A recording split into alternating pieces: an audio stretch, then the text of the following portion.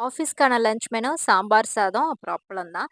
காலையில நான் எழுந்திரிக்கும்போதே அம்மா வந்து, "நீ இன்னும் கொஞ்ச நேரம் தூங்கு. நான் சாம்பார் சாதம் செஞ்சு தரேன்னு" சொல்லியிருந்தாங்க. எனக்கு அந்த பிளானே தெரியாது. நைட் ஆல்ரெடி கிட்னி பீன்ஸு, பயறு இதெல்லாம் வந்து ஊற வச்சிருக்காங்க போல. இப்போலாம் நாங்க சாம்பார் சாதம் செஞ்சா, இந்த மாதிரி காய்கறியோட சேர்த்து கொஞ்சம் பயிரும் வந்து போட்டு தான் செய்றோம். சரி ரொம்ப நல்லதா போச்சுன்னு நான் நல்லா தூங்கிட்டு 7 மணிக்கு மேல தான் வந்து எழுந்தே வந்தேன். ஆல்மோஸ்ட் அம்மா எல்லாமே ப்ரிப்பேர் பண்ணி வச்சுட்டாங்க. அதனால இன்னைக்குமே என்னால ரெசிபி ஷூட் பண்ண முடியல. காலையில சாப்பிடுறதுக்கு இட்லியும் அவிச்சு குடுத்துருந்தாங்க.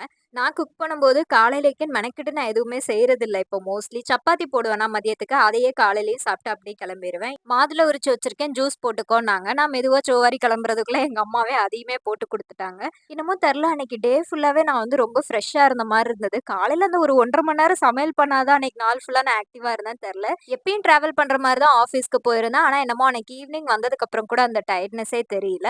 ஆஃப்டர்நூன் லஞ்ச் சாப்பிட்டுட்டு ஆஃபீஸ்ல வந்து ஸ்டால் போட்டிருந்தாங்க. ஸோ அப்படியே இந்த ஐஸ்கிரீமும் வாங்கி சாப்பிட்டு டேவ என்ஜாய் பண்ணேன்.